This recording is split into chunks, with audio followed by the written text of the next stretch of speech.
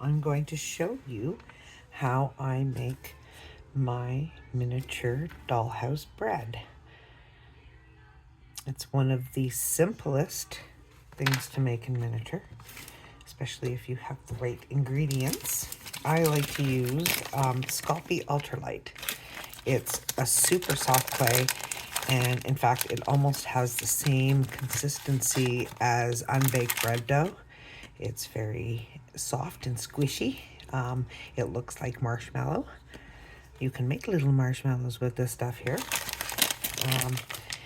It comes in an 8-ounce pack. It's a little hard to find right now. I sometimes have to go on a hunt through many different craft stores before I find it. So I like to use about 8 parts of the white with 1 part I like the buttery yellow. Don't use the neon or you'll have neon bread. And then 1 part of a brown. I like to use a tan or like an ochre. If you are making a brown bread, you would add more of the ochre, obviously.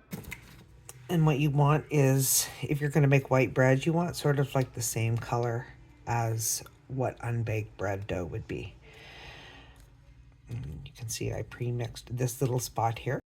So my main tool is this piece of cotton batting that I have had for, I'm going to say, about 35 years. I've used the same tool to probably, I don't know how many things I've made with this one particular piece of cotton, but it is a lot. So we have cotton, we have our clay, and we have decorating chalks. And I use this color here and this color here, sometimes this color, but mostly these two here. I've also mixed my own colors because I've made so many breads over the years that I have my 2 little custom colors there.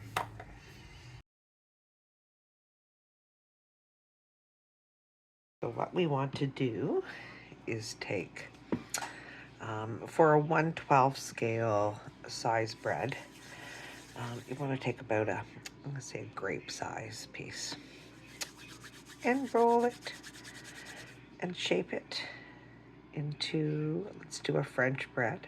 So let's shape it a little longer. And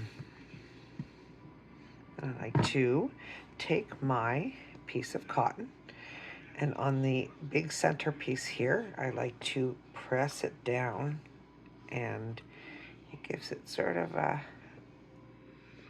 just a little bit of texture there.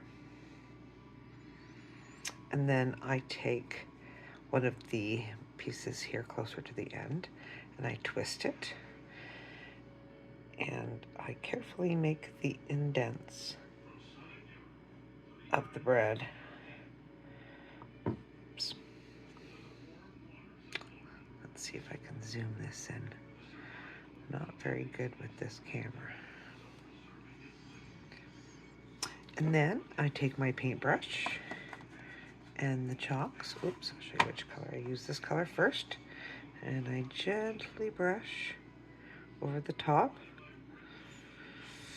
Usually my clay sticks to the board because it's warm and I've kneaded it a lot. I haven't kneaded this one very much, so it's moving all around. A lot of the times it just stays in place nicely. And then I take the darker browns, and I do the edges just a little bit along. Sometimes you just gotta sort of work it around until you're happy. If I'm going to slice the bread, this particular, this brand of Sculpey slices very, very well. I will show you in a minute with a baked piece. So if you're going to if you're going to slice it to make bread slices, I like to take a little bit of a darker brown and put it on the bottom as if it was baked in the oven. And there you go. Oops. Super simple. Oops. Let's move that.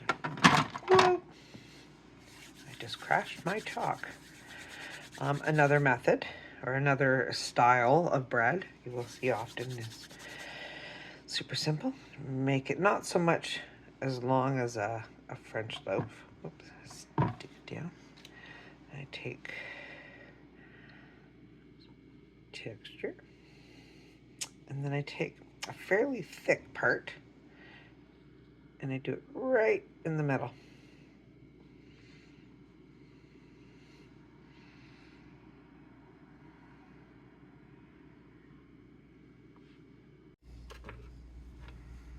Oops.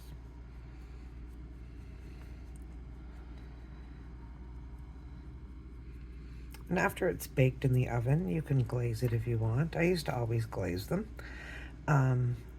But then, you know, I think a little bit of buffing just with a cloth sort of gives it more of a real bread texture. Show you how the baked bread slices. This is one I made a while ago. This is the cutting blade that I use. It's called a Donna Cato blade. She is a polymer clay artist that was pretty popular in the 90s. Makes really awesome jewelry if you want to look her up.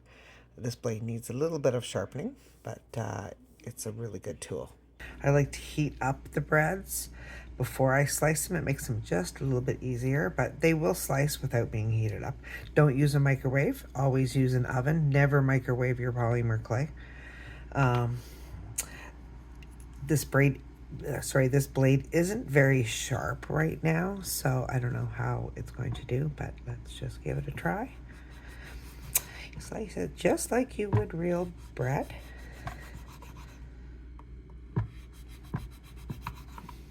And as I said earlier, this brand of Sculpey just has such a nice texture that reminds me of real bread. I don't know if you can see it. And I like to do like a marble bread, which you would do the same way as real marble bread. And that looks really nice sliced. You can actually rebake the sliced bread and put liquid Sculpey, mix liquid Sculpey with some chalks and make peanut butter or jam, or you can rebake it with fake meats in between. Here's the peanut butter and jam I made from liquid Sculpey and chalk. I love how the marble rye looks using this type of clay. This is some bagels I made, or bagels, depends where you're from. Thanks for watching my wonky little video.